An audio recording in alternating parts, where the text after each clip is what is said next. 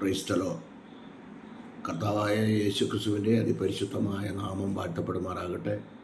വീണ്ടും ഒരു പ്രാവശ്യം കൂടി ദൈവത്തിൻ്റെ മാറ്റമില്ലാത്ത തിരുവചനവുമായി നിങ്ങളുടെ മധ്യത്തിലായിരിക്കാൻ സർവകൃപാലുവായ ദൈവം അടിയൻ്റെ ജീവിതത്തിൽ ഒരുക്കി തന്ന വിലയേറിയ മകൾ ഭാഗ്യത്തെ ഓർത്ത് അടിയൻ നന്ദിയോട് ദൈവത്തെ സ്തുതിക്കുന്നു, സ്തോത്രം ചെയ്യുന്നു. അടിയനെ യൂട്യൂബിൽ കൂടെ ശ്രവിക്കുന്ന എല്ലാ പ്രിയപ്പെട്ടവർക്കും, ജാതി മത സംഘടനാ വ്യത്യാസമെന്നെ എല്ലാ പ്രിയപ്പെട്ടവർക്കും വീണ്ടും വരുന്ന യേശു ക്രിസ്തുവിൻ്റെ നിസ്തുല്യ നാമത്തിൽ എൻ്റെ സ്നേഹവന്ദനത്തെ പ്രാരംഭമായി അറിയിക്കട്ടെ. ഇത് രണ്ടാമത്തെ പാർട്ടാണ്. ആഭരണധാരണം പുതിയ നിയമസഭയ്ക്ക് ആവശ്യമാണോ എന്ന രണ്ടാമത്തെ പാർട്ടിലേക്ക് കടന്നു വരുവാൻ താല്പര്യപ്പെടുകയാണ്. ആദ്യത്തേത് ലൈവിൽ കൂടെ ഇടുവാനിടയായി, അതിനകത്ത് മെയിൻ ഹെഡിങ് ഇടുവാൻ കഴിഞ്ഞില്ല. എന്നാൽ രണ്ടാമത്തെ ചിന്തയിലേക്ക് വരുമ്പോൾ നിർത്തിയ ഭാഗത്തു നിന്നും തന്നെ തുടങ്ങുവാൻ ആഗ്രഹിക്കുകയാണ്. അവിടെ ഇത് ഭാഗങ്ങളെല്ലാം വായിച്ച് മനസ്സിലാക്കുന്നവർക്ക് മാത്രമേ ആഭരണം വേണമോ വേണ്ടയോ എന്ന് നമുക്ക് അറിയുവാൻ കഴിയും. ഇത് തിരുവചനത്തിൽ കൂടെ ചൂണ്ടിക്കാണിക്കുന്നു എന്നുള്ളതേ ഉള്ളൂ. ആവശ്യമുള്ളവർ എന്താണെന്ന് വെച്ചാൽ തീരുമാനിക്കുക. കാരണം വ്യക്തി സ്വാതന്ത്ര്യമാണല്ലോ. എന്നാൽ ഒത്തിരി ചോദ്യങ്ങളുണ്ട്, അതൊക്കെ ഞാൻ പിന്നത്തേതിൽ വരികയാണ്. ചോദ്യത്തിനെല്ലാം മറുപടിയുമുണ്ട്. ഇന്നത്തെ ചിന്താവിഷയം എന്ന് പറഞ്ഞാൽ ആഭരണധാരണത്തിനും വചനമുണ്ടല്ലോ എന്നാണ് ചോദ്യം. യഹോവയുടെ പുസ്തകത്തിൽ അന്വേഷിച്ച് വായിച്ചു നോക്കൂ. യെശയ്യാപ്രവചനം 34:16. ചോദ്യം ഇതാണ്: ആഭരണധാരണത്തിനും വചനമുണ്ടല്ലോ. യഹോവയുടെ പുസ്തകത്തിൽ അന്വേഷിച്ച് വായിച്ചു നോക്കുവിൻ, അവയിൽ ഒന്നും ഇണയില്ലാതിരിക്കുകയില്ല. യഹോവയുടെ പുസ്തകത്തിൽ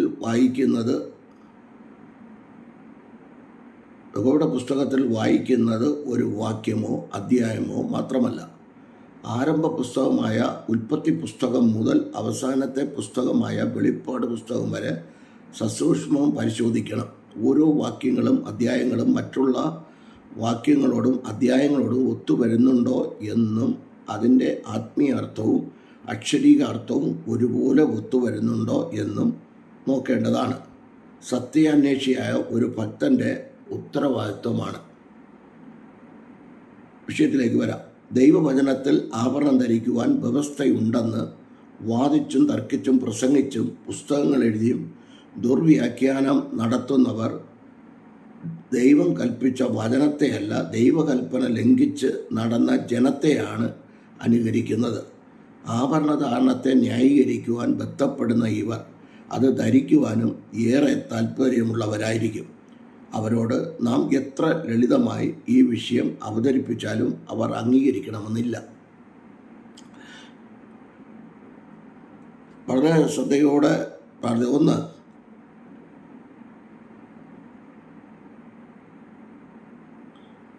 ഇയ്യോബിൻ്റെ മോതിരത്തെക്കുറിച്ചാണ് ഒന്നാമതായി. ആഭരണധാരണത്തിനും ആഭരണധാരണത്തിലും വചനമുണ്ടല്ലോ. ഒന്ന്, ഇയ്യോബിൻ്റെ മോതിരം.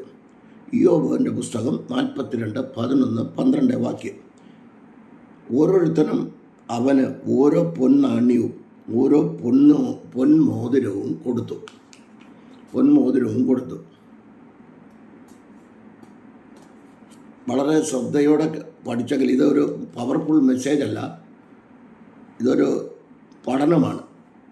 തിരുവചനങ്ങളെ ചൂണ്ടിക്കാണിക്കുകയാണ്. വലിയ ഭക്തനും സമ്പന്നനുമായിരുന്ന ഇയ്യോബിന് വസ്തുനാശങ്ങളും സന്താനനാശങ്ങളും ഉണ്ടായി എന്നും താനൊരു മഹാരോഗിയായി തീർന്നുവെന്നും ഇയ്യോബിൻ്റെ പുസ്തകം നമ്മെ പഠിപ്പിക്കുന്നു. ഇയ്യോബ് 1:13, ഇയ്യോബിൻ്റെ പുസ്തകം 1:13, 2:4-7 വരെ. ഇയ്യോബിൻ്റെ പുസ്തകം 22:24. ഇയ്യോബിൻ്റെ പുസ്തകം 22:24 പൊന്നും ഓഫീർ തങ്കവും ഉപേക്ഷിച്ചാൽ മാത്രമേ സർവശക്തനായ ദൈവം അവനിൽ പ്രസാദിക്കുകയുള്ളൂ എന്ന അർത്ഥത്തിൽ എലീഫസ് അവനോട് സംസാരിക്കുന്നു. ഇയ്യോബിനുണ്ടായിരുന്ന പൊന്നും തങ്കവും ആഭരണമാണെന്നോ അവൻ അത് ധരിച്ചുവെന്നോ ഇവിടെ വ്യക്തമല്ല. വീണ്ടും അവസാന അധ്യായത്തിൽ ഓരോരുത്തരും അവന് ഓരോ പൊന്നാണ്യവും ഓരോ പൊന്മോതിരവും കൊടുത്തു എന്ന് വായിക്കുന്നു. ഇയ്യോബ് 42:11. എലീബസ് പറയുന്നതാണ് നേരത്തെ വായിച്ചത്, ഇയ്യോബിൻ്റെ പുസ്തകം 22:24. എന്താണ് ഇതിൻ്റെ അർത്ഥം? എല്ലാം നഷ്ടപ്പെട്ടിരിക്കുന്ന ഇയ്യോബിനെ ദൈവം അനുഗ്രഹിക്കുന്നതാണ് ഇവിടെ 48:7 പറഞ്ഞത്.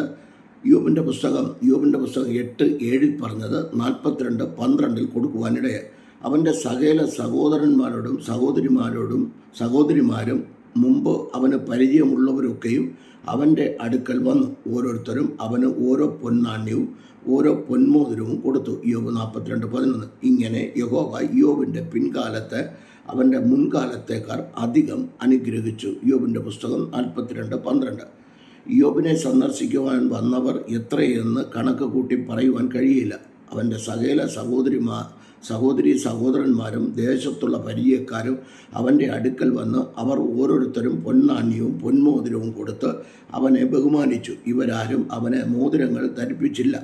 ഇയ്യോബ് ആ മോതിരങ്ങൾ എല്ലാം അണിഞ്ഞു നടന്നു എന്നും ഇവിടെ എഴുതിയിട്ടില്ല. ഓരോരുത്തരും ഇഷ്ടദാനം കൊടുത്ത് ഇയ്യോബിനെ ബഹുമാനിച്ചു എന്നാണ് ഇതിൽ നിന്നും നാം അർത്ഥമാക്കേണ്ടത്. പണ്ടുകാലത്ത് എണ്ണയും ധാന്യങ്ങളും മൃഗങ്ങളും നാണയങ്ങളും വിവിധ വസ്തുക്കളും കൊടുത്ത് മനുഷ്യർ അന്യോന്യം ബഹുമാനിക്കുന്ന സമ്പ്രദായം നിലനിന്നിരുന്നു. ഇത് ഇന്നും പലയിടങ്ങളിൽ ഉണ്ടല്ലോ. ഇയ്യോബിൻ്റെ കാലത്ത് സംഭവിച്ചത് ഇത് തന്നെ. ഉദാഹരണമായി താഴെ കൊടുത്തിരിക്കുന്ന വാക്യങ്ങൾ ശ്രദ്ധിക്കുക. സംഖ്യാപുസ്തകം 31:50. ആലയം പണിക്ക് വേണ്ടി നേർച്ചയായി ആലയം പണിക്ക് വേണ്ടി ഉദാഹരണമായി താഴെ കൊടുത്തിരിക്കുന്ന വാക്യങ്ങൾ ശ്രദ്ധിക്കുക. സംഖ്യാപുസ്തകം 31:50. 2. ആലയം പണിക്ക് വേണ്ടി നേർച്ചയായി ആഭരണങ്ങൾ ഇസ്രായേൽ ജനം കൊടുത്തു. ഗിദെയോൻ ഇസ്രായേലിയർക്ക് കൊള്ളയിൽ നിന്ന് കിട്ടിയ ഒട്ടകങ്ങളുടെ കഴുത്തിലെ ചന്ദ്രക്കലയും പൊൻകടുക്കനും മാലകളും ചോദിച്ചു വാങ്ങി അവ കൊണ്ട് ഒരു ഏഫോദുണ്ടാക്കി. ന്യായാധിപന്മാർ 8:24 മുതൽ 27 വരെ. ഇതെല്ലാം അണിയുന്ന വസ്തുക്കൾ ആയിരുന്നു എങ്കിലും അവൻ അത് അണിഞ്ഞിരുന്നില്ല എങ്കിലും ഇയ്യോബും അണിഞ്ഞിരുന്നതായി കാണുന്നില്ല. ഇയ്യോബ് മോശയ്ക്ക് മുൻപുള്ളവൻ. മോശയ്ക്ക് മുമ്പുള്ള വ്യക്തിയാണ് ഇയ്യോബ് എന്നതിന് ചില തെളിവുകൾ താഴെ കൊടുക്കുന്നു. ഇയ്യോബിൻ്റെ പുസ്തകത്തിൽ തന്നെക്കുറിച്ച് വിവരിച്ചിട്ടുള്ള സംഭവങ്ങൾക്ക് ശേഷം 140 വർഷം കൂടെ ഇയ്യോബ് ജീവിച്ചിരുന്നു. അപ്പോൾ ഇയ്യോബിൻ്റെ ജീവിത ദൈർഘ്യം 200 വർഷമായിരുന്നെന്ന് കണക്കാക്കപ്പെടുന്നു. മോശയുടെ ജീവിതകാലം 120 വർഷക്കാലമായിരുന്നു. ആവർത്തനം 34:7, യോശുവ 24:29. ഇതിനാൽ ഇയ്യോബിൻ്റെ ആയുഷ്കാലം അബ്രഹാമിൻ്റെ കാലത്തുണ്ടായിരുന്ന മനുഷ്യ ആയുസ്സിനോട് ഒത്തുവരുന്നു. അബ്രഹാമും ഇസഹാക്കും യാക്കോബും യാഗം കഴിച്ചതുപോലെ ഇയ്യോബും ഒരു കുടുംബ പുരോഹിതനായിരുന്നതിനാൽ സ്വന്തമായി യാഗങ്ങൾ കഴിച്ചിരുന്നു. ഇയ്യോബ് 1:5, 4, 5, 6 വാക്യം. തൻ്റെ സ്നേഹിതന്മാർ അങ്ങനെ തന്നെ യാഗങ്ങൾ കഴിച്ചിരുന്നു. 42:8. ഇയ്യോബിൻ്റെ പുസ്തകം 42:8. ഇതിൻ്റെ അർത്ഥം അന്ന് യാഗം കഴിപ്പാൻ ഒരു പ്രത്യേക സ്ഥലം ഇല്ലായിരുന്നു എന്നുള്ളതാണ്. മോശ വന്നതിന് ശേഷം മാത്രമാണ് ആലയത്തിൽ യാഗം കഴിപ്പാൻ തുടങ്ങിയത്. പുറപ്പാട് പുസ്തകം 29:11 മുതൽ 19 വരെയുള്ള വാക്യങ്ങൾ.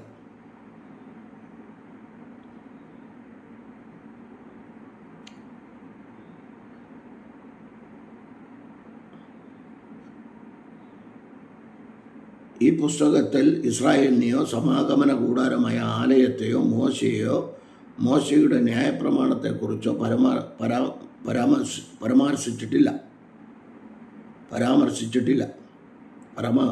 പരാമർശിച്ചിട്ടില്ലാത്തതിനാൽ ഈ പുസ്തകം മോശ ന്യായപ്രമാണങ്ങൾ എഴുതുന്നതിന് മുൻപ് എഴുതിയതെന്ന് വിശ്വസിക്കപ്പെടുന്നു. അതിനാൽ ഇയ്യോബ് ആഭരണവർജനത്തിൻ്റെ കൽപ്പന വരുന്നതിന് മുൻപുള്ളവനെന്നും ഈ കൽപ്പനയിൽ നിന്നും ഒഴിവുള്ളവനെന്നും വരുന്നു. മണവാട്ടി ആഭരണം അണിയുന്നു. യെശയ്യാപ്രവചനം 61:10. വളരെ ശ്രദ്ധിച്ച് വായിച്ച് ധ്യാനിച്ചാൽ നമുക്ക് കാര്യങ്ങൾ മനസ്സിലാകും.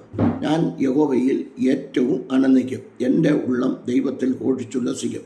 മണവാളൻ തലപ്പാവ് അണിയുന്നത് പോലെയും മണവാട്ടി ആഭരണങ്ങളാൽ തന്നെത്താൻ അലങ്കരിക്കുന്നത് പോലെയും അവൻ എന്നെ രക്ഷാവസ്ത്രം ധരിപ്പിച്ചു. നീതി എന്ന അങ്കി ഉടുപ്പിച്ചിരിക്കുന്നു. എളിയവരോട് സദ്വർത്തമാനം ഘോഷിപ്പാൻ വരുന്ന യേശുക്രിസ്തുവിൽ നിറവേറേണ്ട ഒരു പ്രവചന ഭാഗമാണിത്. യെശയ്യാ 61 അധ്യായം എന്ന് ഇത് വായിക്കുന്നവർ ഗ്രഹിച്ചിരിക്കണം. 61:1, ലൂക്കോസ് 4:18 ഒത്തുനോക്കുക. യെശയ്യാ ഒരു സ്ത്രീയല്ല, പുരുഷനായിരുന്നു എന്ന കാര്യം കുഞ്ഞുകുട്ടികൾക്ക് പോലും ഗ്രഹിക്കുവാൻ പ്രയാസമില്ല. പിന്നെ താൻ അക്ഷരാർത്ഥത്തിൽ ആഭരണം അണിഞ്ഞ് മണവാട്ടിയായത് എങ്ങനെ? ഇവിടെ അലങ്കാര ഭാഷയിൽ യെശയ്യാവ് തന്നെക്കുറിച്ചാണ് പറഞ്ഞിരിക്കുന്നത്. താൻ ദൈവത്തിൽ ആനന്ദിക്കുന്നതും ഘോഷിക്കുന്നതും മണവാളനെ പോലെയും മണവാട്ടിയെ പോലെയും ആകുന്നു. യെശയ്യാവ് സന്തോഷിക്കുന്നതിൻ്റെ മറ്റൊരു കാരണം ദൈവം അവനെ രക്ഷയുടെ വസ്ത്രം ധരിപ്പിച്ചു, നീതിയുടെ അങ്കി ഉടുപ്പിച്ച് നടന്നതിലാണ്. നീതിയുടെ വസ്ത്രം ധരിപ്പിച്ച് നീതിയുടെ രക്ഷാവസ്ത്രം ധരിപ്പിച്ച് നീതിയുടെ അങ്കി ഉടുപ്പിച്ചിരിക്കുന്നു എന്നതിനാലാണ് വാക്ക് ക്ഷമിക്കുക എന്നതിനാലാണ്. ഈ വിഷയം ഒരു സംസ്കാരത്തെ ഉദാഹരണമായി പറഞ്ഞിരിക്കുന്നതിനാൽ ഉദാഹരണമാക്കി പറഞ്ഞിരിക്കുന്നതിനാൽ ആ പശ്ചാത്തലത്തിലുള്ള മണവാട്ടികൾ ആഭരണം ധരിച്ചിരുന്നു. അല്ലെങ്കിൽ മണവാട്ടിക്ക് ആഭരണം ധരിക്കാം എന്ന ചില സംശയത്തിൻ്റെ ധ്വനികൾ ഇവിടെ വരുവാനിടയുണ്ട്. ബൈബിളിൽ ഒരു ദേശത്തെയോ സമൂഹത്തെയോ സമ്പ്രദായത്തെയോ വ്യക്തി സ്വഭാവങ്ങളെയോ ഉദാഹരണമാക്കി പറഞ്ഞിട്ടുണ്ട്. എന്നിരുന്നാലും ആ രീതികൾ ദൈവമക്കൾ പകർത്തണമെന്നില്ല. അതെല്ലാം ദൈവഹിതമാകണമെന്നും ഇല്ല. യേശുക്രിസ്തുവിനെ പോലെ അറുപ്പാനുള്ള ആടിനെ പോലെ കൊണ്ടുപോയി എന്നും മിണ്ടാതിരിക്കുന്നതിനാൽ കർത്താവ് ആടായിരുന്നുവെന്നും തന്നെ അറപ്പാൻ കൊണ്ടുപോയപ്പോൾ അവൻ രോമമെല്ലാം കത്രിച്ചുവെന്നും അർത്ഥം കൊടുക്കാറുണ്ടോ? ഇതേ അർത്ഥത്തിലാണ് മണവാട്ടി ആഭരണങ്ങളാൽ തന്നെത്താൻ അലങ്കരിക്കുന്നത് പോലെ എന്ന് അലങ്കാര ഭാഷയിൽ പറഞ്ഞിരിക്കുന്നത്. ഇന്നും ചില നാടുകളിൽ മണവാളനും മണവാട്ടിയും ഇതുപോലെയൊക്കെ അണിഞ്ഞൊരുങ്ങാറുണ്ടല്ലോ. ഈ വിധ പ്രവണതകളെ ഉദാഹരണമായി നാം പറഞ്ഞു എന്നുമിരിക്കാം. അതിനാൽ നമുക്കും ആ പറഞ്ഞതുപോലെ ആകണമെന്നും മണവാളിന് തലപ്പാവും മണവാട്ടിക്ക് ആഭരണങ്ങളും ധരിപ്പിക്കാം എന്നും അർത്ഥമാക്കുമോ? അക്ഷരത്തെറ്റുകളൊക്കെ ക്ഷമിക്കുക, നിങ്ങൾ വായിച്ച് മനസ്സിലാക്കിക്കോണം. അടുത്ത്, മണവാട്ടി തൻ്റെ ആഭരണം മറക്കുമോ? യെരമ്യാ പ്രവചനം 2:32. വളരെ ശ്രദ്ധയോടെ ഇത് കേൾക്കുക. ഇത് കുത്തിക്കുറിച്ചൊക്കെ എടുത്തതായതുകൊണ്ട് വായിച്ച് മനസ്സിലാക്കിയെടുക്കണം. ഒരു കന്യക, യെരമ്യാ 2:32, ഒരു കന്യക തൻ്റെ ആഭരണങ്ങളും ഒരു മണവാട്ടി തൻ്റെ അരക്കച്ചയും മറക്കുമോ? 2-ാം അധ്യായം മുഴുവനും വായിക്കുമ്പോൾ പ്രസ്തുത വാക്യത്തിൻ്റെ അർത്ഥവും എളുപ്പവും മനസ്സിലാകും. ഈ അധ്യായത്തിൻ്റെ ആരംഭത്തിൽ തന്നെ 1-2 വാക്യങ്ങളിൽ ഇത് യെരുശലേമിനുള്ള പ്രവചനമാകുന്നു എന്ന് വ്യക്തമാകുന്നു.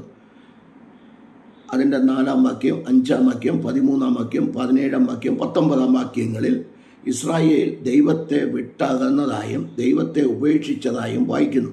അതിനാൽ ദൈവത്തെ ഉപേക്ഷിച്ചു പോയ ഇസ്രായേലിനെ കുറിച്ചാണ് ഇവിടെ പറഞ്ഞിരിക്കുന്നത്. 31-ാം വാക്യത്തിൽ ഇനി നിന്റെ അടുക്കൽ വരികയില്ല എന്ന് എൻ്റെ ജനം പറയുന്നത് എന്ത് എന്ന വചനവും 32-ാം വാക്യത്തിൽ ഒരു കന്യക തൻ്റെ ആഭരണങ്ങളും ഒരു മണവാട്ടി തൻ്റെ അരക്കച്ചയും മറക്കുമോ?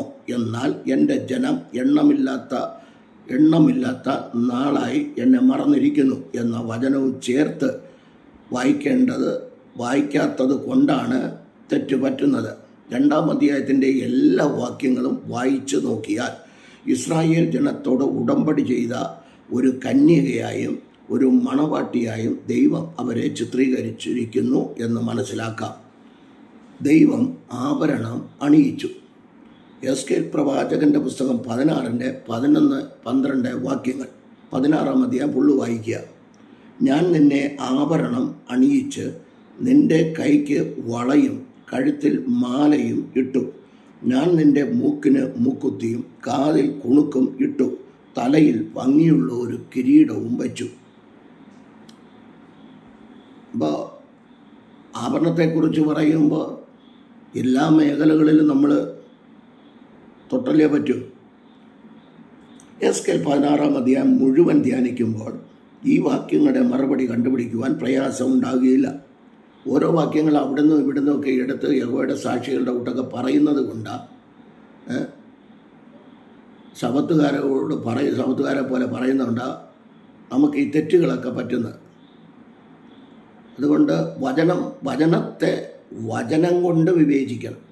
വചനത്തെ വചനം കൊണ്ട് വിവേചിച്ച് വചനമാകുന്ന മുഖക്കണ്ണാടിയിൽ നോക്കി വേണം നമ്മൾ ഇതിനെക്കുറിച്ച് മനസ്സിലാക്കുക. ഞാൻ 2 വർഷം കഴിഞ്ഞു എഴുതി കുത്തിക്കുറിച്ച് എഴുതി എടുത്തെടുത്ത് ഓരോന്ന് എഴുതിയെടുത്ത് വായിച്ച് മനസ്സിലാക്കിയത്. അതുകൊണ്ട് അടുത്ത ചിന്തയിലേക്ക് വരാം.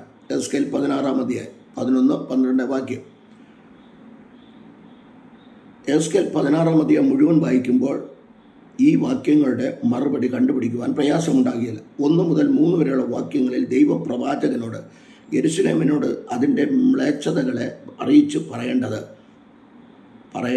എന്ന് എഴുതിയിരിക്കുന്നതിനാൽ ഈ പ്രവചന അധ്യായം യെരുശലേം നിവാസികളോട് ഉള്ളതാണെന്ന് വ്യക്തമാകുന്നു. 16-ാം അധ്യായത്തിൻ്റെ 11-12 വാക്യങ്ങളിൽ യെരുശലേമിനെ ഒരു മണവാട്ടിയെ പോലെ ദൈവം ഒരുക്കി നിർത്തിയിരിക്കുന്ന രംഗമാണ് നാം കാണുന്നത്. എസ്കേൽ പ്രവചനം എഴുതിയിരിക്കുന്നതും ഇസ്രായേൽ ജനത്തോടുള്ള ബന്ധത്തിലാണ്. അവരെ ഒരു സ്ത്രീയോടും മണവാട്ടിയോടും ഗ്രഹത്തോടുമെല്ലാം ഈ പ്രവചന പുസ്തകത്തിൽ ഉപമിച്ചിരിക്കുന്നു. 3-ാം വാക്യത്തിൽ യെരുശലേം എന്ന സ്ത്രീയുടെ ഉൽപ്പത്തി എസ്കേൽ 3-ാം വാക്യത്തിൽ 16-ന്റെ 3-ാം വാക്യത്തിൽ ഈ യെരുശലേം എന്ന സ്ത്രീയുടെ ഉൽപ്പത്തി വിവരിച്ചിരിക്കുന്നത് കനാൻ ദേശത്തായിരുന്നുവെന്നും ഇവരുടെ അപ്പനും അമ്മയും അമോര്യനും ഹിത്യ സ്ത്രീയും ആയിരുന്നു എന്നുമാണ്. ഇസ്രായേലിൻ്റെ ഉത്ഭവം യാക്കോബിൽ നിന്നായിരുന്നുവല്ലോ. ഉൽപ്പത്തി 32:28, യെശയ്യാ 43:1. എന്നാൽ ഇപ്പോൾ ഇവരുടെ അപ്പനും അമ്മയും അമോര്യരും ഹിത്യ സ്ത്രീയുമായിരുന്നു. എന്താണ് ഇതിൻ്റെ അർത്ഥം? യെരുശലേം നിവാസികൾ ഈ അമോര്യരോടും ഹിത്യരോടും ഇടകലർന്നിരിക്കുന്നു. അതുകൊണ്ടാണ് ദൈവം ഇങ്ങനെ പറഞ്ഞത്. ഇവരുടെ സഹോദരിമാർ ശമര്യരും സോതോമ്യരും ആയിരുന്നുവെന്ന് അലങ്കാര ഭാഷയിൽ പറഞ്ഞിരിക്കുന്നത് ശ്രദ്ധേയമാണ്. എസ്കേൽ പ്രവാചകന്റെ പുസ്തകം 16-ാം അധ്യായം 45-46. കനാൻ ദേശത്ത് ചെല്ലുമ്പോൾ അവിടെയുള്ള ജാതികളോട് ഇടകലർന്ന് പോകരുതെന്ന് ദൈവം ഇസ്രായേൽ ജനത്തിന് മുന്നറിയിപ്പ് കൊടുത്തിരുന്നു. പുറപ്പാട് പുസ്തകം 14-ാം അധ്യായം 11 മുതൽ 16 വരെയുള്ള വാക്യങ്ങൾ. ഈ ജാതികളിൽ അമോര്യനും ഹിത്യനും ഉണ്ടായിരുന്നു. ഇസ്രായേൽ ജനം കനാൻ ദേശത്തെത്തിയപ്പോൾ ദൈവം പറഞ്ഞതുപോലെ അവിടെയുള്ള അമോര്യരെയും ഹിത്യരെയും നീക്കം ചെയ്യാതെ അവരോട് പരസംഗം ചെയ്തു. അഥവാ അവരുമായി ഇടകലർന്നു. ഇങ്ങനെ ഈ അന്യജാതിക്കാർ അവരുടെ അപ്പനും അമ്മയുമായി തീർന്നു. എസ്കേൽ 16-ന്റെ 16-17, എസ്രായുടെ പുസ്തകം 9-ാം അധ്യായം 1, 2, 3 വാക്യം. 16-ന് എസ്കേൽ പ്രവചനം 16-ന്റെ 4 പൊക്കിൾ മുറിച്ചില്ല എന്ന് യെരുശലേമിനെ കുറിച്ച് പറഞ്ഞതിൻ്റെ സാരാംശം അവർ ജാതികളിൽ നിന്ന് വേർപെട്ടു നിന്നില്ല എന്നാണ്. എസ്കേൽ പ്രവചനം 16-ന്റെ 22 മുതൽ 26 വരെയുള്ള വാക്യങ്ങൾ.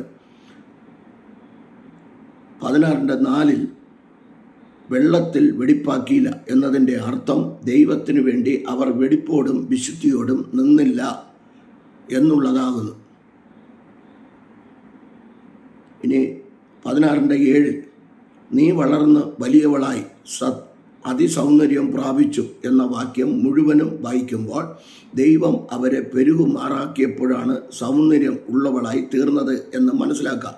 ഇസ്രായേൽ ജനം പെരുകുക എന്നത് ദൈവത്തിൻ്റെ ഒരു വാഗ്ദത്തം കൂടിയാണ്. ഉൽപ്പത്തി പുസ്തകം 12-ാം അധ്യായം 2-3 വാക്യം 22-17. അവളുടെ സൗന്ദര്യം ആഭരണ അലങ്കാരത്താൽ ആയിരുന്നില്ല. സൗന്ദര്യം യെരുശലേമിൻ്റെ സന്തതി വർധനവും മറ്റു ഭൗതിക വിഷയങ്ങളുമായിരുന്നു. 7-ാം വാക്യത്തിൽ 16:7 എസ്കേൽ ഇവിടെക്കുറിച്ച് പറഞ്ഞിരിക്കുന്നത് നഗ്നയും അനാവൃതയും ആയിരുന്നു എന്നാണ്. ഈ അധ്യായം ആഭരണം അണിയുന്നതിനുള്ള ന്യായീകരണത്തിന് വേണ്ടി എടുത്താൽ അവൾ വസ്ത്രം ധരിക്കാതെ നഗ്നയായി നടന്നു എന്നും അർത്ഥം കൊടുക്കേണ്ടി വരും. ആകയാൽ എസ്കേൽ 16-ാം അധ്യായം ഒരു സാധാരണ സ്ത്രീയോടുള്ള ബന്ധത്തിലല്ല, യെരുശലേം നിവാസികളായ എല്ലാവരോടുമുള്ള വചനമാണിത്. അവളുടെ യെരുശലേമിൻ്റെ ദൃഷ്ടിയിൽ സമ്പന്നതയും ഐശ്വര്യവും ഉള്ളവളായി സ്വയം തോന്നിയെങ്കിലും ദൈവം മുമ്പാകെ ദരിദ്രയും നഗ്നയുമാകുന്നു എന്നാണ് ഇതിൻ്റെ ശരിയായ അർത്ഥം. യെരുശലേമിൻ്റെ ദരിദ്രത എന്ന നഗ്നത മറച്ചതിനാൽ അവളെ ഒരു മണവാട്ടിയെപ്പോലെ ഇപ്പോൾ ദൈവം കാണുകയും ദൈവത്തിനുള്ളവളായി തീരുകയും ചെയ്യുന്നു. ഇങ്ങനെ യെരുശലേം ദൈവത്തിനുള്ളവർ ആയിത്തീർന്നപ്പോൾ അവളുടെ അശുദ്ധി നീക്കുവാൻ ദൈവം അവളെ വെള്ളത്തിൽ കഴുകി അതിനുശേഷം മനോഹരമായ വസ്ത്രം ധരിപ്പിച്ചു എന്നാണ് തുടർന്നുള്ള വാക്യങ്ങളിൽ വായിക്കുന്നത്. 16:8 മുതൽ 10 വരെ പൗരസ്ത്യ മര്യാദ പ്രകാരം വിവാഹ നിശ്ചയ ദിവസം മണവാളൻ മണവാട്ടിക്ക് പുടവ കൊടുക്കുന്നു. അതുപോലെ ദൈവം മനോഹര വസ്ത്രം കൊടുത്ത് യെരുശലേമിനെ സ്വീകരിക്കുകയും നന്മകളായ ആഭരണങ്ങൾ ധരിപ്പിച്ച് അവരെ ഒതുക്കി നിർത്തുകയും ചെയ്തിരിക്കുന്നു. ഇവിടെ അലങ്കാരിക ഭാഷയിൽ ദൈവത്തെ മണവാളനായി യെരുശലേമിനെ മണവാട്ടിയായി ചിത്രീകരിക്കപ്പെട്ടിരിക്കുന്നു. 16 എസ്കേൽ 16:11-12 അലങ്കാരിക ഭാഷയിൽ യെരുശലേമിനെ കുറിച്ചും മാത്രമല്ല ദൈവസഭയെ കാന്തയായും, വെളിപ്പാട് പുസ്തകം 19:7 കാന്തയായും മണവാട്ടിയായും, വെളിപ്പാട് പുസ്തകം 21:2 കന്യകയായും, കൊരിന്ത്യർക്കെഴുതിയ 2 ലേഖനം 11:2 കന്യകയായും ബൈബിളിൽ പറഞ്ഞിട്ടുണ്ട്. യെരുശലേമിനെ ഒരു മണവാട്ടിയായി ഒരുക്കി നിർത്തിയത് കണ്ട് ഇന്നത്തെ ക്രൈസ്തവർ ആഭരണം ധരിക്കുന്നതിൽ തെറ്റില്ല എന്ന് ധരിക്കുന്നത് അർത്ഥശൂന്യമാണ്. അത് വചനവിരുദ്ധമാണ്. യെരുശലേം അക്ഷരാർത്ഥത്തിൽ ഒരു സ്ത്രീയാണെന്ന് നാം ന്യായീകരിക്കുന്നു എങ്കിൽ അതിൽ സ്ത്രീയും പുരുഷനും ഉണ്ടെന്നും മനുഷ്യരെ ദൈവം ആണും പെണ്ണും കെട്ടവരാക്കി തീർത്തു എന്നും അർത്ഥം കൊടുക്കേണ്ടി വരും. അങ്ങനെ വരുമ്പോൾ പുരുഷൻ്റെ വസ്ത്രം സ്ത്രീയും സ്ത്രീയുടെ വസ്ത്രം പുരുഷനും ധരിക്കരുത്, ആവർത്തനം 22:5 എന്ന വചനത്തിന് വിപരീതമായിരിക്കുന്നു. ആകയാൽ ഈ പ്രവചനഭാഗം കേവലം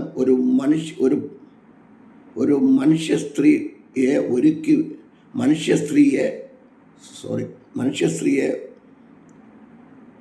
കുറിച്ചല്ലെന്നും അലങ്കൃതമായി നിൽക്കുന്ന യെരുശലേമിനെ കുറിച്ചുള്ളതാണ് എന്നും മനസ്സിലാക്കുക. സാവകാശം ഇരുന്ന് വായിച്ചോണം. എസ്കേൽ പ്രവചനം 16-ാം അധ്യായം ഉള്ളു വായിച്ചാൽ മതി. അപ്പോൾ നമുക്ക് കാര്യങ്ങൾ മനസ്സിലാകും. ഇത് എന്തിനെ കുറിച്ചാണെന്ന്. ഇതൊക്കെ ആത്മീയ അർത്ഥങ്ങൾ ഒരുപാടുണ്ട്. പണ്ടുള്ളവരൊക്കെ ആത്മീയമായി വ്യാഖ്യാനം കൊടുത്തിരുന്നു. പക്ഷേ ഇന്നുള്ളവർക്ക് ആ വ്യാഖ്യാനം ഇല്ലാത്തത് കൊണ്ടാണ് തെറ്റുവരെ പറ്റുന്നത്. ഇതൊക്കെ ഒരുപാട് വില കൊടുത്തെങ്കിൽ മാത്രമേ ഇതിനകത്ത് നമുക്ക് എന്ത് ചെയ്യാൻ പറ്റത്തുള്ളൂ, നമുക്കിതിനെക്കുറിച്ച് മനസ്സിലാക്കുവാൻ കഴിയത്തുള്ളൂ. അടുത്തതായിട്ട് ദാനിയേലിനെ ധരിപ്പിച്ച പൊന്മാല. കണ്ണാടിയും കാണുന്നില്ല. ദാനിയേലിനെ ധരിപ്പിച്ച പൊന്മാല. ദാനിയേൽ പ്രവചനം 5:29. ഇത് ആത്മാവിനാൽ എഴുതപ്പെട്ട വചനം. യെശയ്യാ പ്രവചനം 34:16 പത്രോസ് എഴുതിയ 2 ലേഖനം 1:19 മുതൽ 21 വരെയുള്ള വാക്യവും തിമോഥെയോസിന് എഴുതിയ 2 ലേഖനം 3:16-17 എല്ലാ തിരുവെഴുത്തും ദൈവസ്വാസ്യമാണ്. ആത്മാവിനാൽ എഴുതപ്പെട്ടത് കൊണ്ട് ആത്മാവിനാൽ നാം വിവേചിച്ചെങ്കിൽ മാത്രമേ കാര്യങ്ങൾ നടക്കുകയുള്ളൂ. ദാനിയേലിനെ ധരിപ്പിച്ച പൊന്മാല. വളരെ ശ്രദ്ധിക്കണേ. അപ്പോൾ ബേൽശസ്സറിന്റെ കൽപ്പനയാൽ ഇവർ ദാനിയേൽ ധൂമ്രവസ്ത്രവും കഴുത്തിൽ പൊന്മാലയും ധരിപ്പിച്ചു.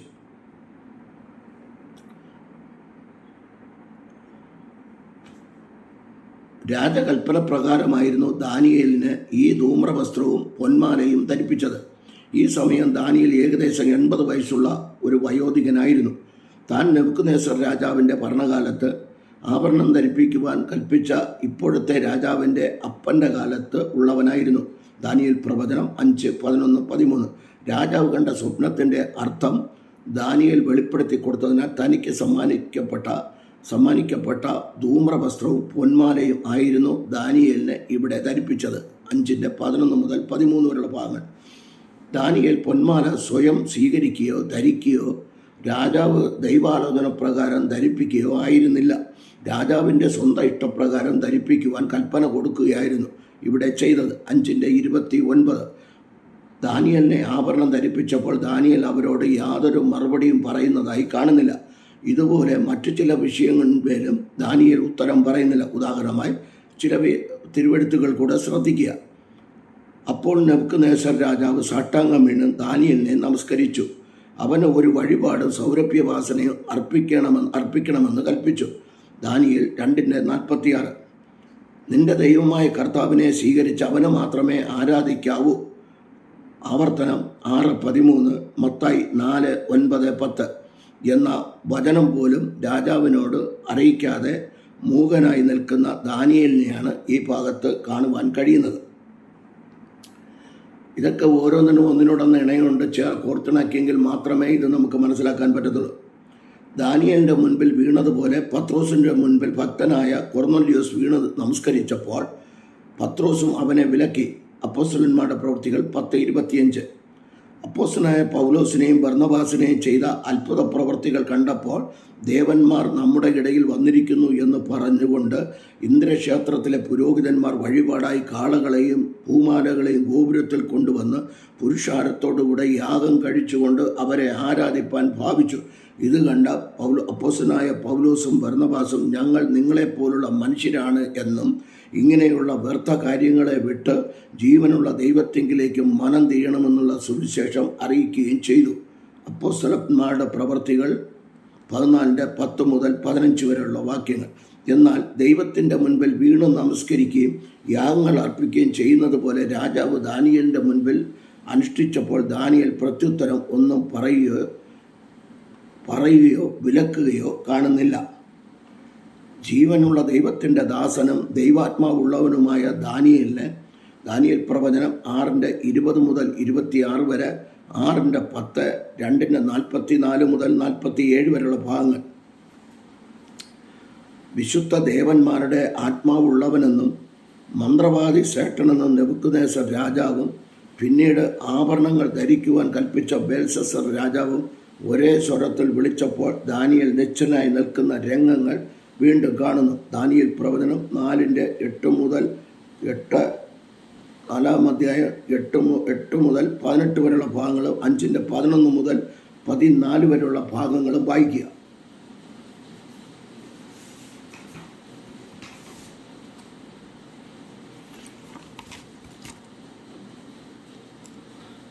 ബാബിലോണിൽ താനൊരു അടിമയെപ്പോലെ ആയിരുന്നത് കൊണ്ട് എനിക്ക് ബാബിലോണ്യരുടെ ദേവൻ്റെ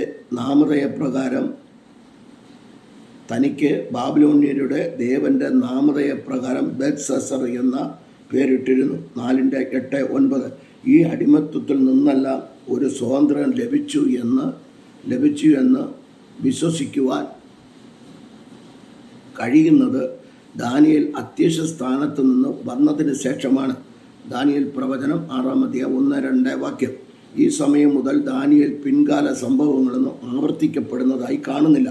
ഇപ്രകാരം ദാനിയേലിനെ പ്രവാസ സമയങ്ങളിൽ ഒരു കാലഘട്ടം വരെ തൻ്റെ വീഴ്ചകളും തെറ്റുകളും സ്വയമായി തിരിച്ചറിയുവാൻ തനിക്ക് കഴിഞ്ഞിരുന്നില്ല.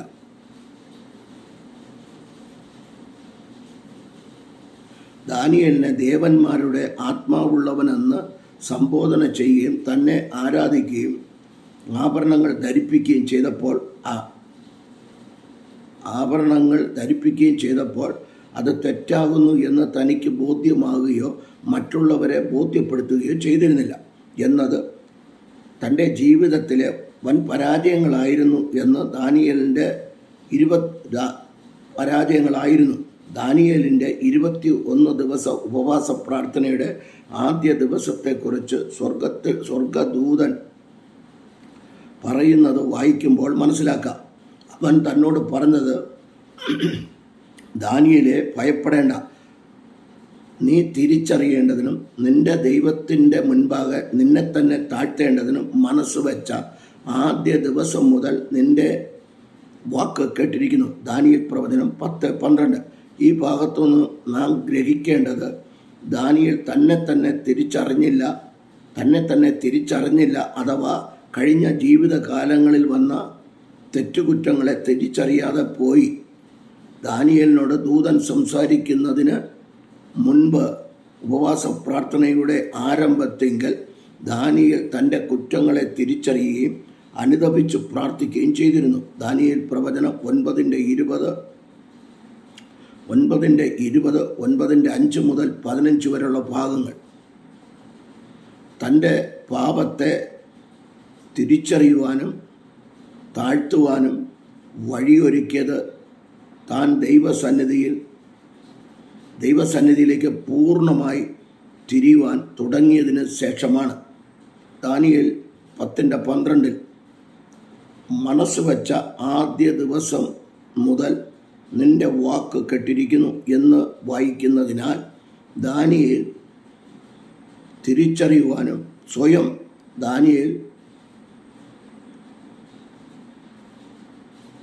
സ്വയം തിരിച്ചറിയുവാൻ തന്നെത്താൻ താഴ്ത്തുവാനും മനസ്സ് വച്ചിരുന്നില്ല എന്നും അർത്ഥം. മറ്റുള്ളവർക്ക്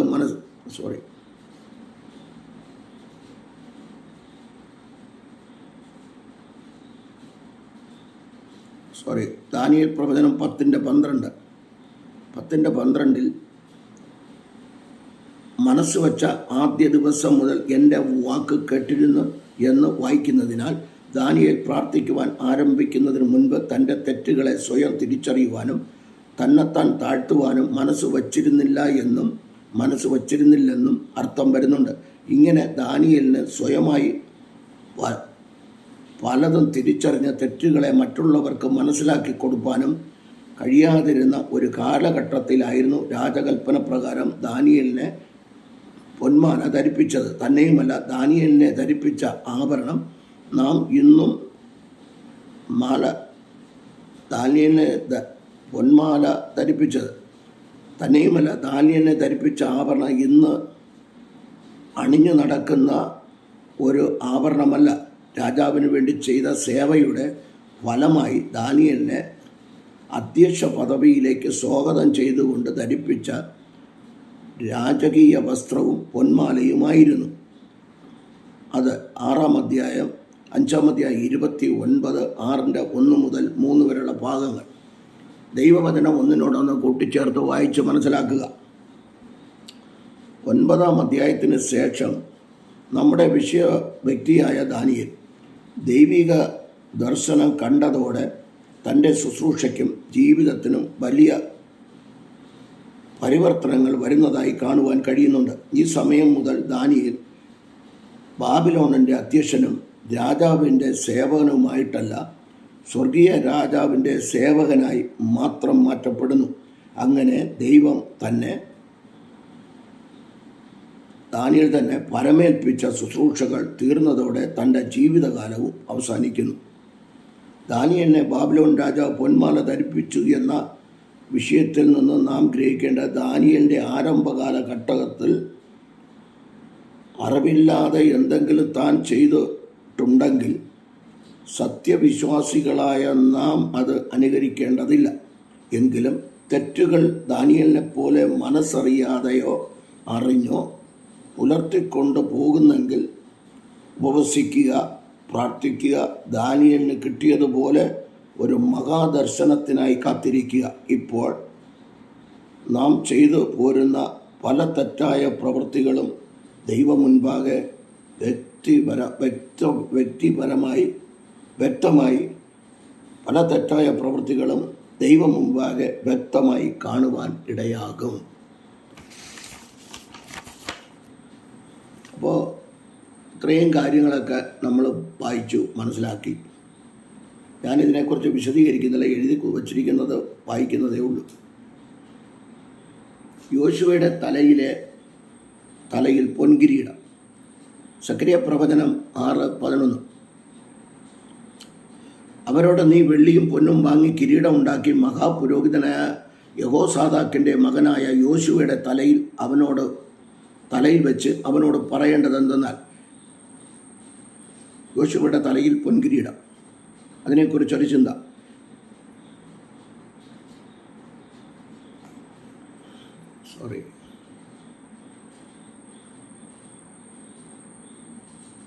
അതിനെക്കുറിച്ചൊരു ചിന്ത. ഇവിടെ പ്രവാചക പുരുഷൻ യോശുവ എന്ന പുരോഹിതനെയാണ് കിരീടം ധരിപ്പിച്ചത്. സക്കറിയ പ്രവചനം 3:1. ഈ കിരീടം ഒരു ആഭരണമല്ല, മറിച്ച് പ്രവാചകൻ കിരീടം വെച്ചുകൊണ്ട് ചില കാര്യങ്ങൾ യോശുവയോട് പ്രവചിച്ചു പറയുകയായിരുന്നു. കിരീടം പഴയ നിയമ തിരുവെഴുത്തുകളിൽ നോക്കുമ്പോൾ പഴയ നിയമ ആലയത്തിലെ ശുശ്രൂഷയ്ക്കായി ഉപയോഗിച്ചിരുന്നു. പുറപ്പാട് പുസ്തകം 28:36 മുതൽ 40 വരെയുള്ള വാക്യങ്ങൾ.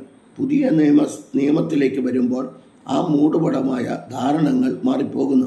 അത് വീണ്ടും അണിഞ്ഞാൽ കർത്താവിൻ്റെ തലയെ അപമാനിക്കുന്നു എന്ന് പറഞ്ഞിരിക്കുന്നു. കൊരിന്ത്യർക്ക് എഴുതിയ 1 ലേഖനം 11:3 മുതൽ 7 വരെയുള്ള ഭാഗങ്ങൾ. സക്കറിയ പ്രവാചകൻ യോശുവയെ കിരീടം ധരിപ്പിച്ചതിൻ്റെ ഉദ്ദേശം മർമ്മപ്രധാനമായ ചില ആത്മീയ രഹസ്യം വെളിപ്പെടുത്തേണ്ടതിനായിരുന്നു. ഉദാഹരണമായി, പഴയ നിയമ പ്രവാചകന്മാർ പ്രവചിക്കുമ്പോൾ ചില ദൃഷ്ടാന്തങ്ങൾ കാണിക്കുമായിരുന്നു. യെസ്കേൽ പ്രവാചകനോട് മനുഷ്യമലത്തിന് പകരമായി പശുവിൻ ചാണകം കത്തിച്ച് അപ്പം ചുട്ടുകൊള്ളുക എന്ന് ദൈവം പറഞ്ഞു. യെസ്കേൽ 4:11 മുതൽ 17 വരെയുള്ള വാക്യം. മറ്റൊരു സ്ഥലത്ത് ഇസ്രായേൽ ജനത്തിനൊരു അടയാളമായി ഇഷ്ടിക മുൻപിൽ വെച്ച് അതിൽ യെരുശലേം നഗരം വരച്ച് അതിന് നേരെ മുഖം തിരിച്ച് അതിനെ നിരോധിക്കുക എന്ന് ദൈവം പ്രവാചകനോട് കൽപ്പിച്ചു. യെസ്കേൽ 4:1 മുതൽ 4 വരെയുള്ള ഭാഗങ്ങൾ. ഇതെല്ലാം ഇസ്രായേൽ ജനത്തോടുള്ള ദൃഷ്ടാന്തങ്ങളായിരുന്നു. സക്കറിയ പ്രവാചകനും ഇങ്ങനെയുള്ള ഒരു ദൃഷ്ടാന്തമായിരുന്നു ഇവിടെ പറയുന്നത്. സക്കറിയ യോശുവയുടെ തലയിൽ കിരീടം വെച്ച് പറഞ്ഞത് യേശുവിനെ കുറിച്ചുള്ള ചില പ്രവചനങ്ങൾ ആയിരുന്നു.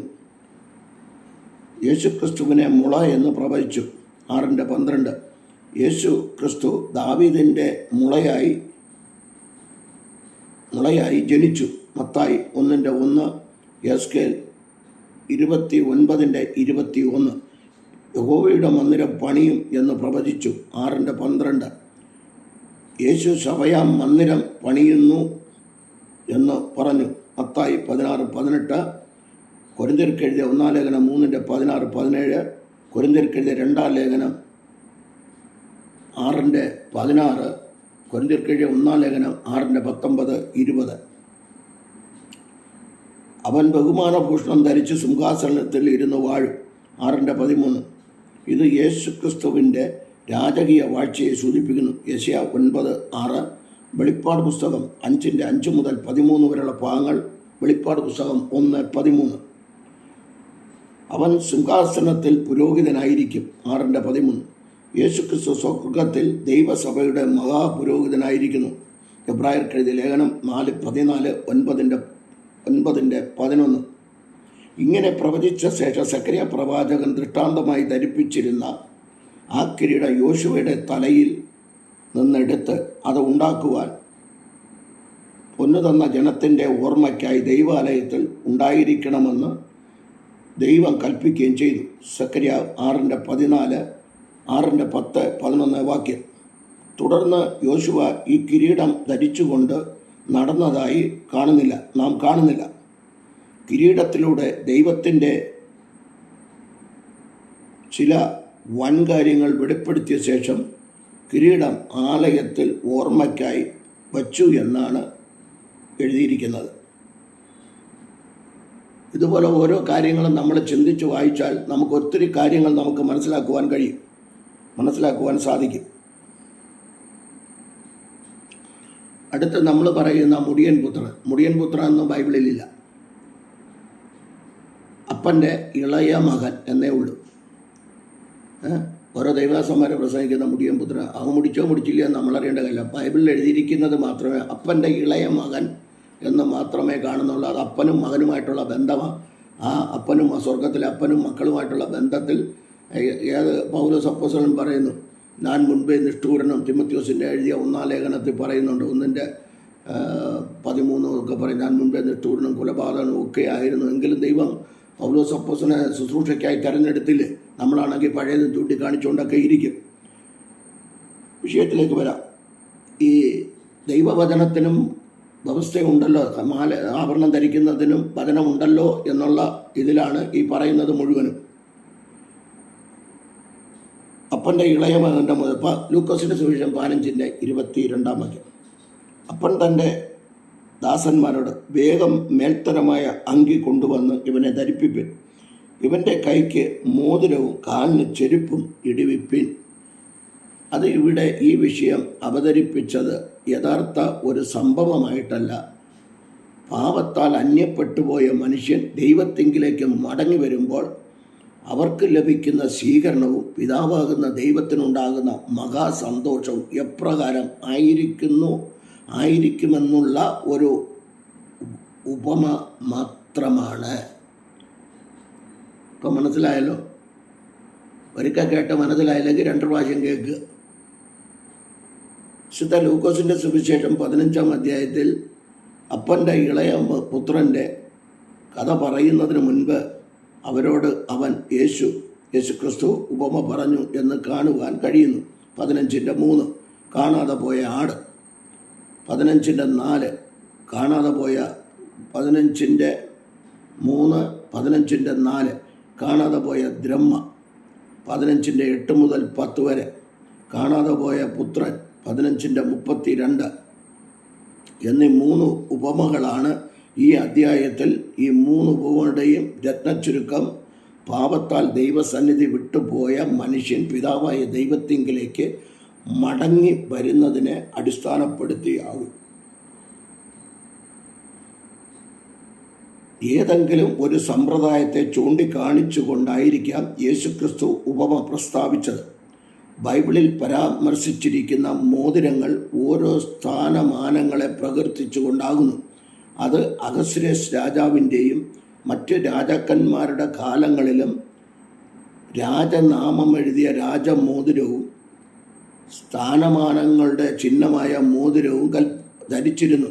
എസ്തേറിൻ്റെ പുസ്തകം 3:12, എസ്തേറിൻ്റെ പുസ്തകം 8-ാം അധ്യായം 8 മുതൽ 10 വരെ. ഈ സമ്പ്രദായങ്ങൾ നിലനിൽക്കുമ്പോഴാണ് ഞാൻ നിന്നെ എടുത്ത് മോതിരമാക്കുമെന്ന് യഹോവയുടെ അരുളപ്പാട് അലങ്കാരിക ഭാഷയിൽ സെരുബ്ബാബേലിന് ഉണ്ടായത്. ഹഗ്ഗായി 2:23. അതുപോലെ തന്നെ കൊന്യാവെന്ന് പറഞ്ഞ ഒരു വ്യക്തിയെക്കുറിച്ചും ദൈവം പറയും, നീ മുദ്രമോതിരമായിരുന്നാൽ നിന്നെ തൂക്കിയെടുത്ത് എറിഞ്ഞു കളയുമെന്നും നിന്നെ ഊരി എറിഞ്ഞു കളയുമെന്നും പറയുന്നുണ്ട് രാജാക്കന്മാർക്ക് എഴുതിയ പുസ്തകത്തിൽ. മോതിരം ഇടുന്നതിന് ഏതെങ്കിലും ഒരു വർഗത്തിൻ്റെ സമ്പ്രദായമാണെന്ന് പറയുമ്പോൾ തന്നെ ഇത് ദൈവം പറഞ്ഞു കൊടുത്ത ഒരു സമ്പ്രദായമല്ലെന്നും നാം ഗ്രഹിക്കേണ്ടതുണ്ട്.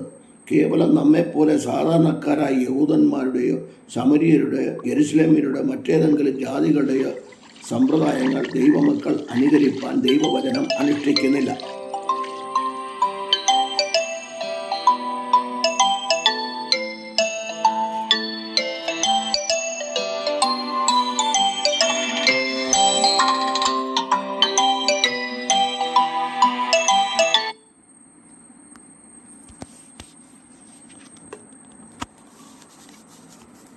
സോറി.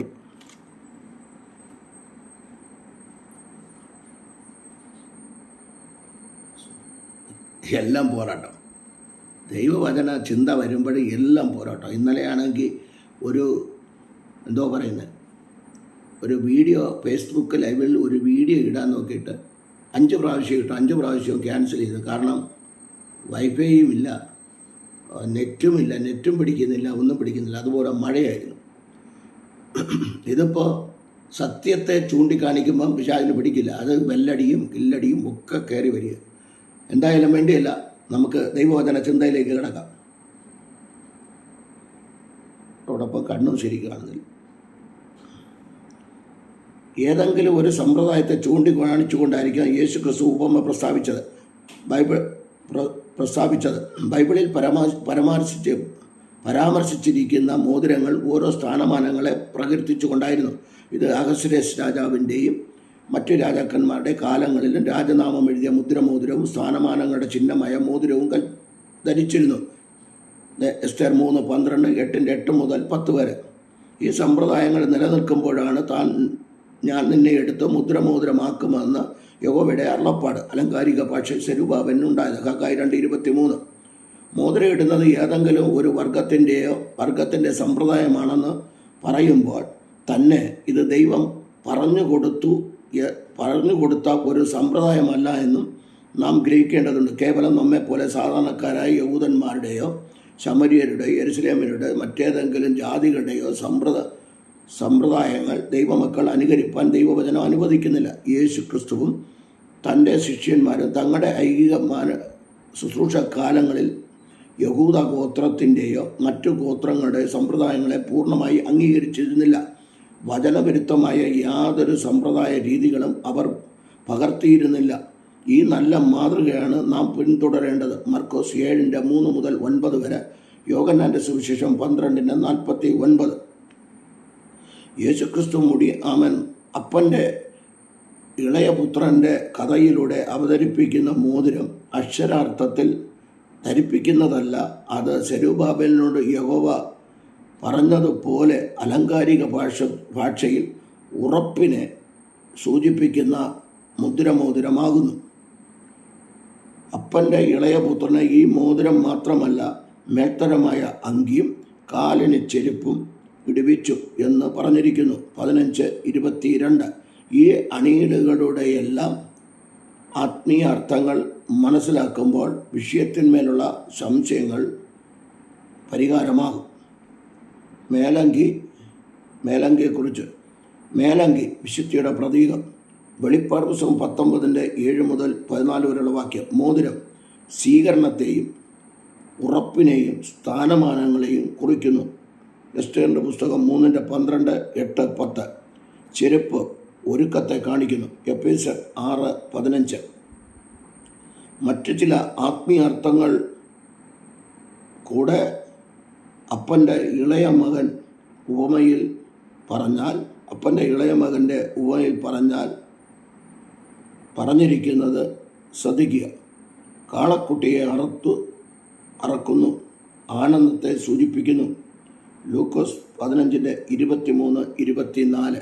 കാളക്കുട്ടിയെ അറക്കുന്നു, അതിൻ്റെ ആത്മീയ അർത്ഥം എന്താണ്? ആനന്ദത്തെ സൂചിപ്പിക്കുന്നു. ഇതെല്ലാം ഓരോന്നും നമ്മൾ മനസ്സിലാക്കി എടുത്തെങ്കിൽ മാത്രമേ നമുക്ക് ഇതിൻ്റെ യഥാർത്ഥ ഒരു മറുപടി ആൾക്കാർക്ക് കൊടുക്കാൻ കഴിയത്തുള്ളൂ. പ്രത്യേകിച്ച് ദൈവദാസന്മാർക്ക് നമുക്ക് കൊടുക്കാൻ കഴിയത്തുള്ളൂ. എങ്കിലേ അവർ പഠിപ്പിക്കും. 2. മടങ്ങി വന്ന പുത്രൻ മരിച്ചവനായിരുന്നു, ശാരീരിക മരണമല്ല. ആത്മീയ അർത്ഥത്തിൽ പാപത്താൽ മരിച്ചവനായിരുന്നു. ലൂക്കോസ് 15:24, റോമർ 6:1-2, റോമർ 6:23, റോമർ 5:12. വേണമെങ്കിൽ റോമർ 3:23-24, എസ്കേൽ 18:20 കൂടെ ചേർത്ത് വായിക്കാം. ഇതിൽ നിന്ന് നാം മനസ്സിലാക്കേണ്ടത് അപ്പൻ്റെ ഇളയ പുത്രനെ ധരിപ്പിച്ച മോതിരം ഒരു യഥാർത്ഥ മോതിരമായിരുന്നെങ്കിൽ അപ്പൻ്റെ ഇളയ മകൻ അക്ഷരാർത്ഥത്തിൽ മരിച്ചവനായിരുന്നെന്നും കാണാതെ പോയ പാപികളെല്ലാം 4 കാലുള്ള ആടുകളാണെന്നും കാണാതെ പോയ പാപി ദ്രഹ്മപ്പണവും മറ്റുമാണെന്നും നാം സമ്മതിക്കേണ്ടതായി വരും. ആയതിനാൽ ഈ അധ്യായം ആഭരണം അണിയുന്നതിനെ സ്ഥാപിക്കുവാൻ എടുക്കരുതെന്ന് ആത്മാർത്ഥമായി ഓർപ്പിക്കട്ടെ. ഇനി നിങ്ങളാരും എൻ്റെ നേരെ ചാടാൻ നിൽക്കരുത്. ഞാൻ നേരത്തെ പറഞ്ഞു, നിങ്ങൾക്ക് ചാടണമോ ചാടിക്കോ, എനിക്ക് ഐ ഹാവ് നോ ഒബ്ജക്ഷൻ. എനിക്ക് യാതൊരു വിധവും. ഞാൻ പറയുന്നത് മുഴുവനും വചനം. എനിക്ക് വചനവുമായിട്ട് വന്നാൽ അതിൻ്റെ മറുപടിയാണ് ഞാനീ പറയാം. അതുകൊണ്ട് വളരെ ശ്രദ്ധയോടെ ഒരു പോയിന്റ് കൂടെ കേൾക്കണേ. തിരുവെഴുത്തുകളെ പരിശോധിച്ചാൽ ഈ കൃപായുഗത്തിലെ സഭ, അതല്ലെങ്കിൽ നമ്മുടെ ഭാഷയിൽ പറഞ്ഞാൽ പുതിയ നിയമസഭയിൽ മോതിരം ധരിച്ചവർ, യാക്കോബിൻ്റെ ലേഖനം 2:1-2. നിങ്ങളുടെ പള്ളിയിൽ മോടിയുള്ള വസ്ത്രം ധരിച്ചും പൊന്മോതിരം ഇട്ടും കൊണ്ട് ഒരുത്തനും മുഷിഞ്ഞ വസ്ത്രം ധരിച്ചൊരു ദരിദ്രനും വന്നാൽ അപ്പോസ്തലനായ യാക്കോബ് ഇവിടെ മുഖ്യമായി ഉദ്ദേശിച്ചിരിക്കുന്നത് സഭയിൽ മോതിരം ഇടുന്നവർ ഉണ്ടായിരുന്നു എന്നല്ല, സഭയിൽ മുഖപക്ഷം കാണിക്കരുത് എന്നാണ്. പുതിയ നിയമസഭയിൽ മോതിരമിട്ടവരും വന്നിരുന്നു എന്ന് അവതരിപ്പിച്ചാൽ അത് ന്യായമായ ഒരു വസ്തുതയാണ്. കാരണം ഇന്നും യാതൊരു ക്രിസ്തീയ സഭയിലും ആർക്കും പ്രവേശിപ്പാനുള്ള സ്വാതന്ത്ര്യം ഉണ്ട്. ഇതുപോലെ അന്നത്തെ സഭയിലും ആഭരണം ധരിച്ചുകൊണ്ട് ആരെങ്കിലും കയറി ചെന്നിരിക്കാം. അതുകൊണ്ടാണല്ലോ പൊന്നണിയുന്നതും വസ്ത്രം മൂടിയുള്ളത് ധരിക്കുന്നതും ഇങ്ങനെയുള്ള പുറമേയുള്ളതല്ല. പത്രോസ് എഴുതിയ 1 ലേഖനം 3:3 എന്ന് ദൈവസഭകളോട് അപ്പോസ്തലന്മാർ ആവർത്തിച്ചു ഉപദേശിക്കുന്നതിൻ്റെ യാഥാർത്ഥ്യം. യാക്കോബ് 2:1-2 പറയുന്ന ധനവാൻ പൊന്മോതിരവും മൂടിയുള്ള വസ്ത്രവും ധരിച്ച രാജകീയ പദവിയിലുള്ളവനാണ്. ഇങ്ങനെയുള്ളവർ വന്നാൽ മുഖപക്ഷം കാണിക്കരുതെന്നും എല്ലാവരും ദൈവസഭയിൽ സമത്വമുള്ളവരായി നിൽക്കണമെന്നും യാക്കോബ് അപ്പോസ്തലൻ പ്രബോധിപ്പിക്കുന്നു. അല്ലാതെ മോതിരത്തിൻ്റെ വിഷയമല്ല. ഇനി അക്ഷരീകമായി എടുത്താൽ ആത്മാവില്ലാത്തവർക്ക് എടുത്തു കഴിഞ്ഞാൽ മോതിരമായി എടുക്കാം. സഭയിൽ മുഖപക്ഷം കാണിക്കുന്ന ഒരു കൂട്ടം ജനത്തോട് അപ്പോസ്തലൻ ഒന്നാമതായി പ്രസ്താവിക്കുന്നത്, സഹോദരന്മാരെ, തേജസ്സുള്ളവനായി നമ്മുടെ കർത്താവായ യേശുക്രിസ്തുവിൽ വിശ്വസിക്കുന്ന നിങ്ങൾ മുഖപക്ഷം കാണിക്കരുത് എന്നാണ്. യാക്കോബ് 2:1 മുഖപക്ഷം കാണിക്കരുതെന്ന് ഓർമ്മപ്പെടുത്തിയ അനന്തരമാണ് നിങ്ങളുടെ പള്ളിയിൽ പൊന്മോതിരമിട്ട ഒരുത്തനും ദരിദ്രനായ ഒരുത്തനും വന്നാൽ എന്ന് പറഞ്ഞിരിക്കുന്നത്. അത് സ്വഭാവ വിശ്വാസികളായ ചിലരെ ചൂണ്ടിക്കാണിച്ചുകൊണ്ടല്ല. ഈ 2 പേർ അന്ന് സഭയിൽ ഉണ്ടായിരുന്നവരുമല്ല.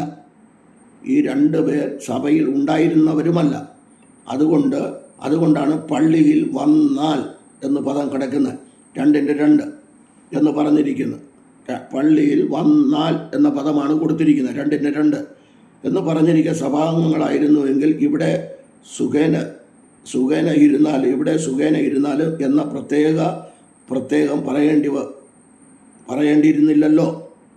പ്രത്യേകം പറയേണ്ടിയിരുന്നില്ലല്ലോ. മുഖപക്ഷത്തെക്കുറിച്ച് പറയുന്ന വിഷയങ്ങൾ തുടർന്ന് വായിക്കുമ്പോൾ അന്നത്തെ വിശ്വാസികൾ ദരിദ്രനെ അപമാനിക്കുകയും ധനവാനെ ഉയർത്തുകയും ചെയ്യുന്ന പതിവുണ്ടായിരുന്നു. ധനവാനായ ഒരു വ്യക്തി പുതുതായി സഭയിലേക്ക് കടന്നു വന്നാൽ അവനെ പ്രഥമ സ്ഥലത്തും പാവപ്പെട്ടനെ പാദപീഠത്തിലും താഴെ ഇരുത്തുന്ന ഒരു സമ്പ്രദായം അവരുടെ ഇടയിലും ഉണ്ടായിരുന്നു എന്നർത്ഥം. യാക്കോബ് 2:2-3 ഇങ്ങനെ വരുന്നവർ എല്ലാവരും വിശ്വാസികളായിരിക്കണമെന്നില്ല.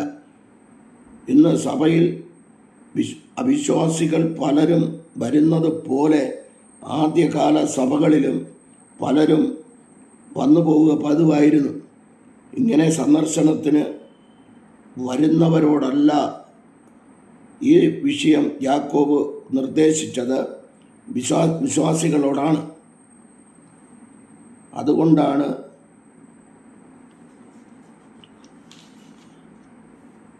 കർത്താവായ യേശുവിൽ വിശ്വസിക്കുന്നവരായ വിശുദ്ധന്മാർ നിങ്ങൾ മുഖപക്ഷം കാണിക്കരുത് എന്ന് പറഞ്ഞിരിക്കുന്നത്. യാക്കോബ് 2:1. പ്രിയ സഹോദരന്മാരെ, കേൾപ്പിൻ. ദൈവം ലോകത്തിൽ ദരിദ്രരായവരെ വിശ്വാസത്തിൽ സമ്പന്നരും തന്നെ സ്നേഹിക്കുന്നവർക്ക്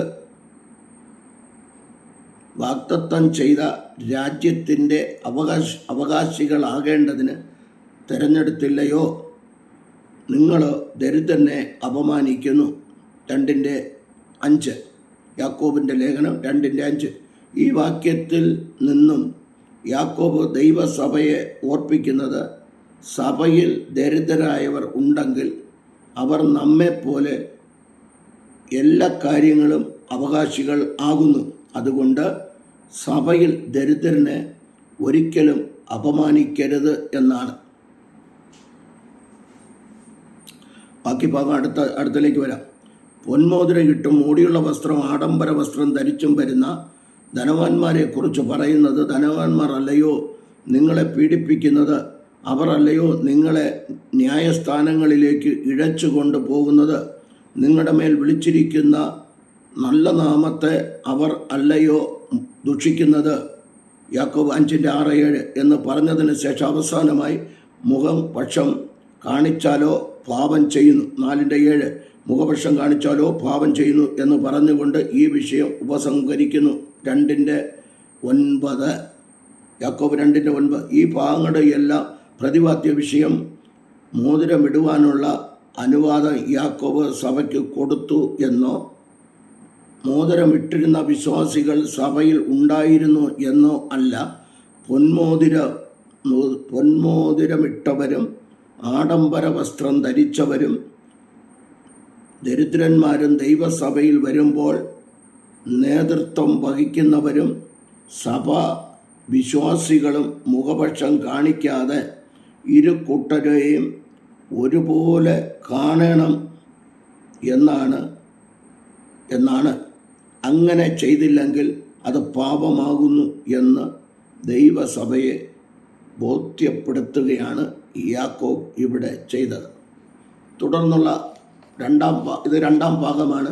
3-ാം ഭാഗം അടുത്ത് തുടർന്ന് പറയുവാൻ താല്പര്യപ്പെടുകയാണ്. അതിനു മുൻപ് ഈ വചനം കേട്ട എല്ലാവരെയും ദൈവം അനുഗ്രഹിക്കട്ടെ. ഈ വചനം ശ്രദ്ധയോടെ കേൾക്കണമേ എന്ന് മറ്റുള്ളവർക്ക് കൂടെ ഷെയർ ചെയ്ത് കൊടുക്കുക. കേൾക്കാത്തവർ കേൾക്കട്ടെ. 2 വർഷത്തെ പ്രയത്ന ഫലമാണ്, 2-2.5 വർഷത്തെ പ്രയത്ന ഫലമാണ് ഇവിടെ ഈ പറയുന്നത്. അതുകൊണ്ട് വർഷങ്ങളായി എഴുതി വെച്ച് അമ്മൻ വെറുതെ പറയുന്നതല്ല, അതാ നോക്കിക്കേ, എഴുതി വെച്ച് ആയിരിക്കുന്നു എഴുതി വെച്ച് ഉള്ള കാര്യങ്ങളാണ്. ഇതെന്തിനാണ് നിങ്ങളെ പറയുന്നതെന്ന് വെച്ച് കഴിഞ്ഞാൽ നിങ്ങൾ വിചാരിക്കും ഇയാളെ ചുമ്മാ ഇരുന്ന് പറയാന്നല്ല. ഇതിനെ യഥാർത്ഥവണ്ണം മനസ്സിലാക്കണം നമ്മൾ. അതുകൊണ്ടാണ് ആ യഥാർത്ഥവണ്ണം മനസ്സിലാക്കാൻ ദൈവം ഓരോരുത്തർക്കും കൃപ തരട്ടെ എന്ന ആത്മാർത്ഥതയോടെ. ഞാൻ പറഞ്ഞല്ലോ, നിങ്ങൾ ഇത്രയും കേട്ടിട്ട് നിങ്ങൾ ധരിക്കണമെങ്കിൽ ധരിക്കും. ലാസ്റ്റ് വരെ കേൾക്കണം. ഞാനിടുന്ന ഭാഗങ്ങൾ ലാസ്റ്റ് വരെ നിങ്ങൾ കേട്ടാലും കേട്ടില്ലെങ്കിലും എനിക്ക് വിഷയമല്ല. കേൾക്കാൻ ചെവിയുള്ളവൻ കേൾക്കട്ടെ എന്നാ ദൈവവചനം. അങ്ങനെയാണെങ്കിൽ ദൈവകരങ്ങളിൽ ഏൽപ്പിച്ചു കൊടുക്കാൻ സമർപ്പിക്കാം. പരിശുദ്ധ പിതാവേ, ഈ വചനം കേട്ട എല്ലാവരെയും അവിടുന്ന് ശുദ്ധീകരിച്ച് ദൈവവചനം ബരോവക്കാരെ പോലെ അപ്പോസ്തലപ്രവൃത്തി 12:10-11 പറയുന്ന ബരോവക്കാരെ പോലെ അങ്ങനെ തന്നെയൊന്ന് ദിനം പ്രതി പരിശോധിച്ച് പോകുവാനുള്ള ദൈവകൃപ അവിടുന്ന് കൊടുക്കണമെന്ന് പ്രാർത്ഥിക്കുന്നു. ദൈവകരങ്ങളിൽ ഏൽപ്പിക്കുന്നു. ന്യായപ്രമാണ വാക്യങ്ങളെ വായിച്ചു കേട്ടപ്പോൾ നെഹമ്യാവിൻ്റെ പുസ്തകം 8:9 പറയുന്നത് പോലെ അവർ കൈപ്പോടെ കരഞ്ഞു. ഈ ദൈവവചനം കേട്ട് അനേകർ മനസാന്തരപ്പെടുവാൻ, ദൈവസഭയിൽ വിശുദ്ധിയോടെ വേർപാടോടെ നിൽക്കുവാൻ എല്ലാവർക്കും കൃപ കൊടുക്കണം. ഞങ്ങളുടെ ഇന്ത്യ മഹാരാജ്യത്തിന് വേണ്ടി പ്രാർത്ഥിക്കുന്നു. പ്രധാനമന്ത്രിക്കായി, പ്രസിഡന്റിനായി, കർത്താവെ 29 സംസ്ഥാനത്തിലെ മുഖ്യന്മാർക്കായി പ്രാർത്ഥിക്കുന്നു. ന്യായാധിപന്മാർക്കായി പ്രാർത്ഥിക്കുന്നു. നീതിന്യായം നടത്തട്ടെ. പോലീസ് അധികാരികൾ നീതിന്യായം നടത്തട്ടെ. വക്കീലന്മാർ, ജഡ്ജിമാർ നീതിന്യായം നടത്തട്ടെ. ജയിലിൽ കഴിയുന്ന ദൈവദാസന്മാരുണ്ട്. ലോകമെമ്പാട് ശുശ്രൂഷിക്കുന്ന കർത്തൃഭൃത്യന്മാർ, ദൈവ കുടുംബങ്ങൾ, എല്ലാ പ്രിയപ്പെട്ടവരെ ഏൽപ്പിച്ച് പ്രാർത്ഥിക്കുന്നു. കർത്താവ് രോഗികളായി കിടക്കുന്നവർ, കടഭാരത്തിലായിരിക്കുന്നവർ, കർത്താവ് പ്രളയക്കെടുതിയാൽ ഭാരപ്പെടുന്നവർ, കർത്താവെ കാറ്റിനാൽ വീടുകൾ നഷ്ടപ്പെട്ടവർ, കുഞ്ഞുങ്ങൾ നഷ്ടപ്പെട്ടവർ, സഹോദരങ്ങൾ നഷ്ടപ്പെട്ടവർ, ദുഃഖത്തിലും ഭാരത്തിലും ആയിരിക്കുന്നവർ, എല്ലാ പ്രിയപ്പെട്ടവരെയും ദൈവകരങ്ങളിൽ ഏൽപ്പിച്ച് സമർപ്പിച്ച് പ്രാർത്ഥിക്കുന്നു. കർത്താവെ, ഞങ്ങളോട് കരുണ കാണിച്ചതുപോലെ അവരോട് കരുണ കാണിക്കണമേ. ദൈവപ്രവൃത്തി വെളിപ്പെടുത്തണമേ എന്ന് പ്രാർത്ഥിക്കുന്നു. കനാന്യ സ്ത്രീ നിലവിളിച്ചതുപോലെ യേശുവേ ദാവീദ് പുത്ര, കർത്താവായ യേശുവേ ദാവീദ് പുത്ര കരുണ തോന്നണമെന്ന് നിലവിളിച്ചതുപോലെ, കുരുടൻ വൃത്തിയുമായി നിലവിളിച്ചതുപോലെ ഞങ്ങൾ പ്രാർത്ഥിക്കുന്നു. പ്രാർത്ഥിക്കുന്ന വിഷയങ്ങൾക്ക് മറുപടി തരണം. ദൈവപ്രവൃത്തി വെളിപ്പെടുത്തണം. കാലാവസ്ഥ അനുകൂലമാക്കി തരണം എന്ന് പ്രാർത്ഥിക്കുന്നു. കരങ്ങളിൽ ഏൽപ്പിക്കുന്നു. എല്ലാവരെയും ദൈവകരങ്ങളിൽ ഏൽപ്പിച്ച് സമർപ്പിച്ച് പ്രാർത്ഥിക്കുന്നു.